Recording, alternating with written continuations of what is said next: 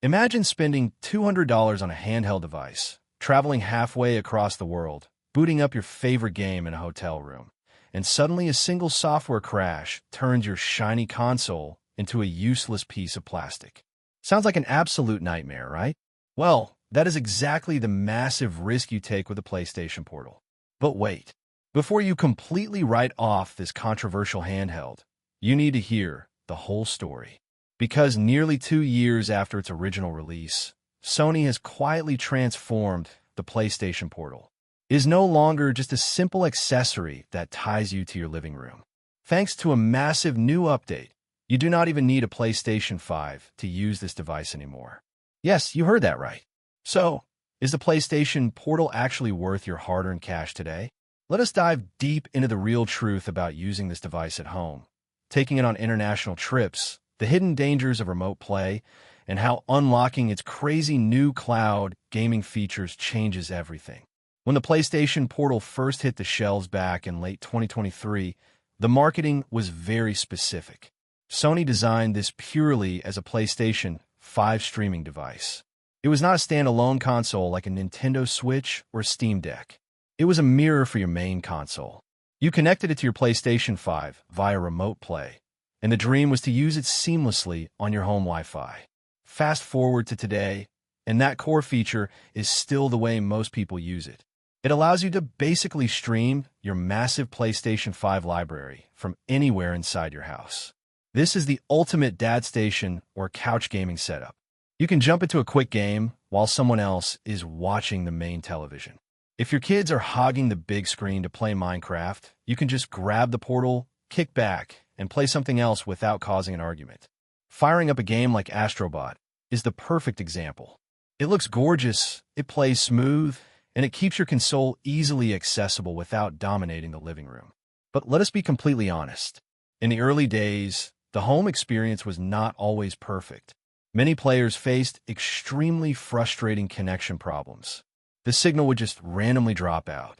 Sometimes the image quality would tank so hard that it looked like a blurry mess from the early days of YouTube. You could hardly see the enemies on your screen. However, over the past couple of years, PlayStation has been pushing various software updates to smooth things out. The software is much more stable now. But here is the ultimate secret to fixing home network lag. If your Portal or your PlayStation 5 is on Wi-Fi and you're getting random signal dropouts, it is almost always due to the strength and stability of your local Wi-Fi router, not your actual internet download speed. The biggest and most important piece of advice you will ever hear for this device is to make sure your actual PlayStation 5 console is hardwired directly to your router with an Ethernet cable. If you do this 9 times out of 10, you will have a rock-solid, flawless connection. So, home streaming is great, but what happens when you actually leave your house? How does this thing hold up in the real world? Recent extensive travel tests, including trips across Germany, the Netherlands, and France, have shown some incredible results. Taking the Portal into different hotels, connecting to various public networks, and even running it off a mobile phone hotspot revealed exactly what this machine can handle. And honestly, it works far better than anyone expected. Let's talk about the biggest hurdle first. Public Wi-Fi. If you travel, you know the drill.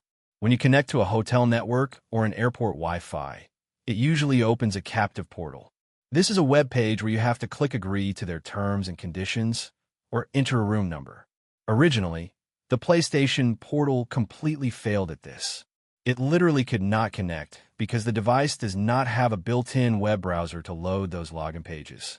It was a massive oversight by Sony. But thankfully, shortly after launch, they patched this with a genius update.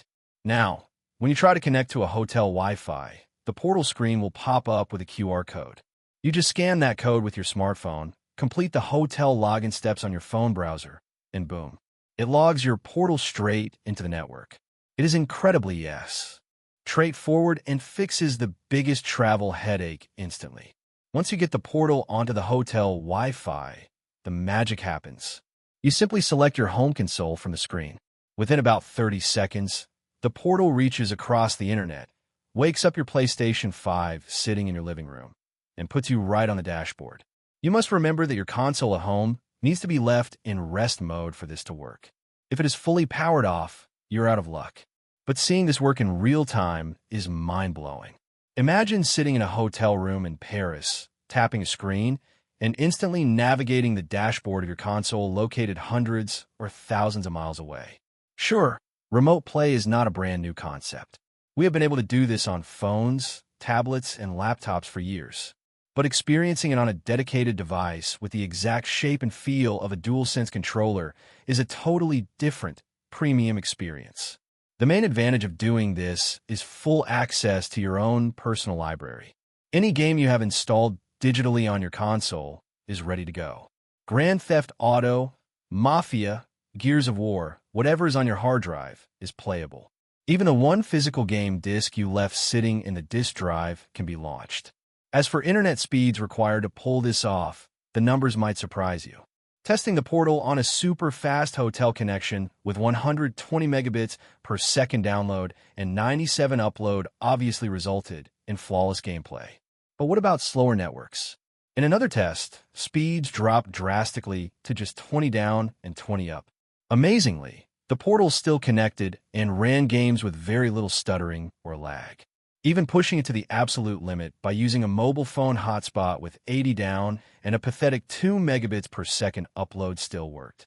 This proves that as long as you have a stable connection of at least 15 to 20 download and roughly 2 to 5 upload, your gameplay experience will be completely fine.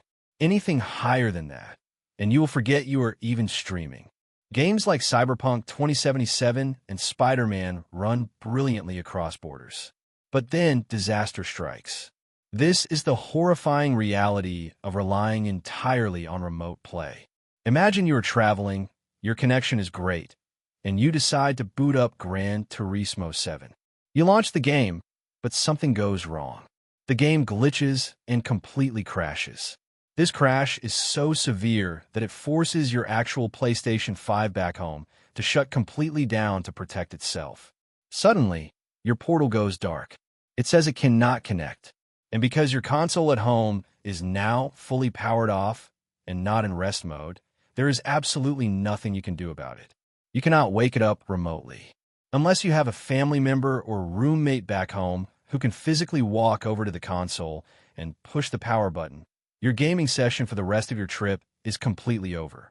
This is a real-life example of why exclusively using a remote play device is a massive risk. If you have a brief power outage at your house, if your internet provider does maintenance, or if a game simply crashes your hardware, your $200 Portal becomes a paperweight. This is the one major downside compared to a true standalone handheld like the Steam Deck, where your games are stored locally right in your hands. But luckily, Sony saw this problem, and they introduced a massive game changer. There is now a completely different way to play, and it means you do not even need your console at home to be turned on. In fact, you do not even need to own a PlayStation 5 at all anymore. This is because the Portal now officially supports direct cloud gaming. You can power the device on and stream games directly from Sony's massive cloud servers instead of routing through your living room. Once you enable the beta feature in the settings menu, you get a toggle. You could choose to either connect to your home console or connect directly to cloud gaming. If you choose the cloud, you are presented with a massive list of games from the PlayStation Plus game catalog. Now, there's a catch.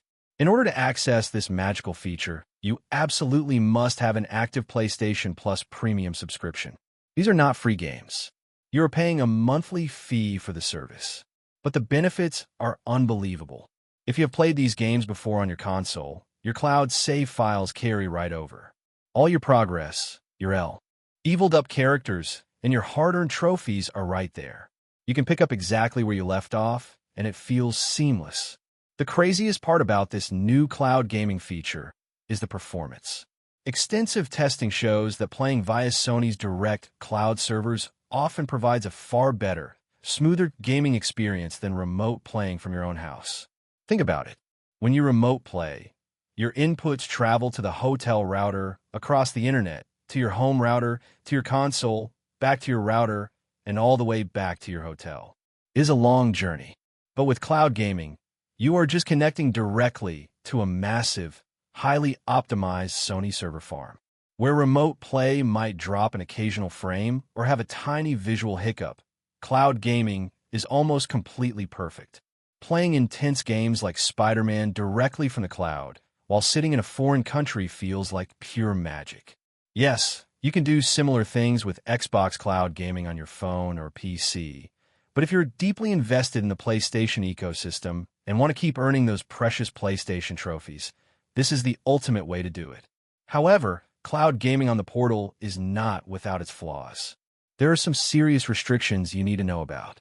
First, as mentioned, you are locked behind that premium subscription paywall. Second, and most importantly, you are currently strictly limited to playing only the games offered in the PlayStation Plus catalog. The library is definitely impressive. You get massive hits like Ghost of Tsushima, Cyberpunk 2077, and the Assassin's Creed series. But you absolutely cannot play your own purchased digital library through the cloud yet. If you just bought the brand new Mafia game or any other title not featured in the catalog, the cloud will not let you play it. You have to go back to remote playing from your own console for those. We also need to talk about the input delay and lag. While the cloud connection is incredibly stable, the laws of physics still apply. There is still a slight input delay when moving your thumbsticks. It is highly recommended to switch your games over to performance mode instead of fidelity or quality mode to get the highest frame rate possible. This device is absolutely fantastic for story-driven single-player games, exploration games, and RPGs. But let me be perfectly clear. I cannot recommend the PlayStation Portal for highly competitive multiplayer games. If you're trying to drop into Warzone, Call of Duty, or Battlefield, that tiny fraction of a second of input delay is going to get you killed over and over again. It will be a highly frustrating experience. Play to the strengths of the device, which is immersive single-player gaming. Looking at the physical device itself after 2 years, there's a lot to love. The massive 8-inch 1080p display is absolutely beautiful. It feels like the absolute perfect size for gaming.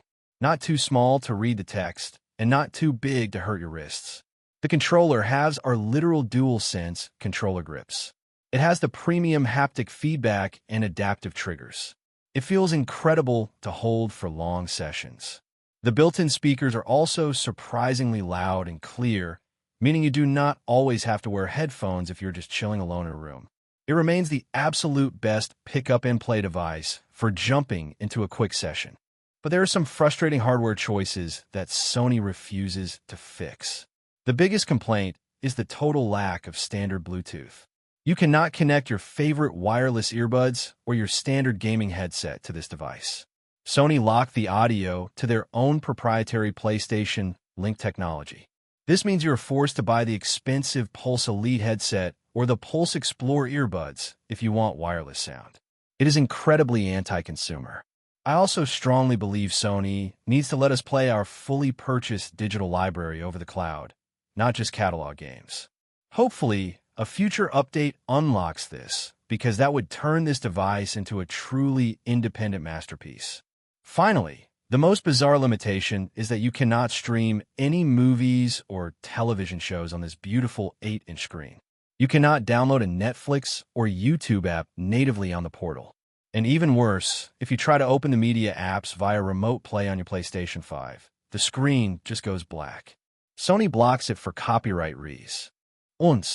If they just allowed native media streaming apps, this would be the absolute greatest travel companion in the world for both gaming and watching movies on airplanes. It is a massive missed opportunity. So, what is the final verdict? If you use the PlayStation Portal strictly for what it was designed to do, which is streaming games over Wi-Fi, it is a fantastic piece of hardware. It will never replace a true offline gaming device like a Steam Deck because it has zero internal storage for native games. But for remote play and this incredible new cloud gaming feature, it is honestly a brilliant little machine. It keeps getting better with age and software updates. It is perfect for grinding out levels, finishing story campaigns, and collecting trophies whether you're laying in bed, sitting on your back porch, or staying in a hotel halfway across the globe. Personally, I think it is one of the coolest accessories Sony has ever made, provided you have the right internet setup and realistic expectations about its limits. If you like the video, subscribe, share the video, and hit the bell icon like that.